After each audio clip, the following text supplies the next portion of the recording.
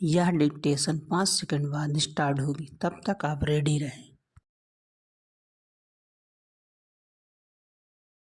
Ready start. Lok Sabha चुनाव अब समापन की ओर है, मगर इसे लेकर संतोष से ज्यादा चिंता की लकीरें नजर आ रही हैं। चुनाव आयोग चिंतित है कि मतदाताओं को प्रेरित करने की कवायद के बावजूद मतदान में कमी क्यों?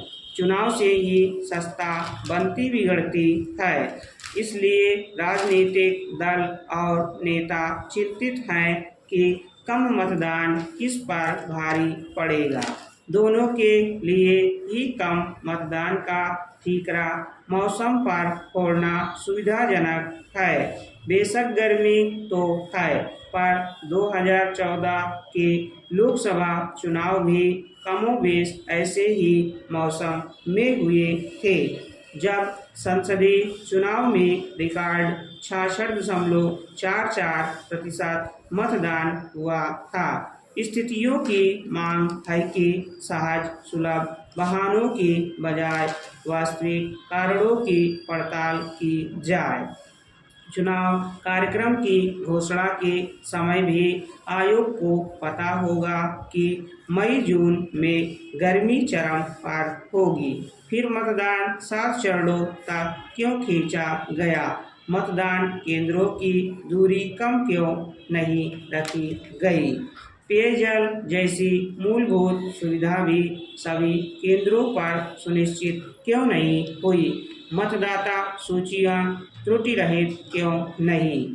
ग्रामीण मतदाताओं के लिए यह बड़ी समस्या है। मतदान केंद्रों के बाहर पहचान पत्र की जांच के नाम पर सुरक्षाकर्मी परेशान क्यों करते हैं? माना कि मतदान मतदाताओं का अधिकार और कर्तव्य है, पर यह उनकी परीक्षा नहीं, चुनाव परीक्षा है।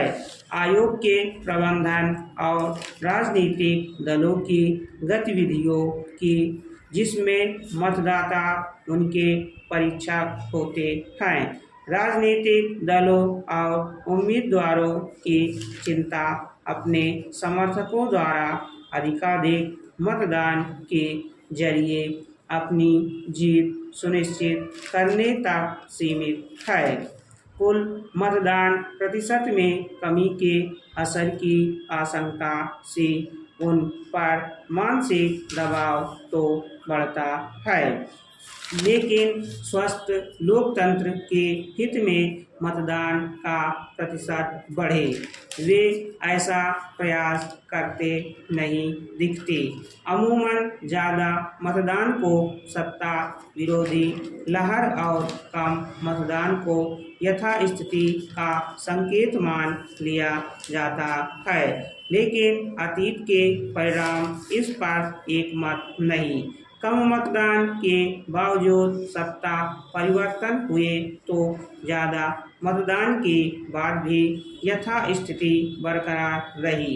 1998 में जब मतदान 4% बढ़ा तो लोकसभा में भाजपा की सीटें बढ़कर 182 हो गईं, लेकिन अगले साल चुनाव हुए में मतदान में 1% कमी के बावजूद वह काफ़ी सीटें बरकरार रखने में सफल रही।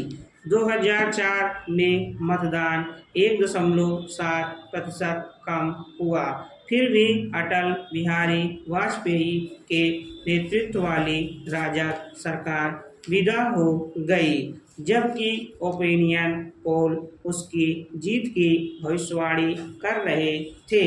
तब मतदान का राष्ट्रीय औसत तो 58.7% रहा, लेकिन उत्तर प्रदेश, बिहार और गुजरात जैसे राज्यों में वह 50% से नीचे चला गया।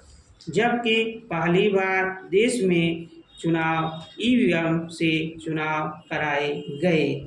वर्ष 2014 में सर्वाधिक 66.44% मतदान हुआ, जो उससे पिछले लोकसभा चुनाव से 7% ज़्यादा था। परिणामस्वरूप 3 दशक बाद किसी एक दल के रूप में भाजपा को स्पष्ट बहुमत मिला। स्टॉप।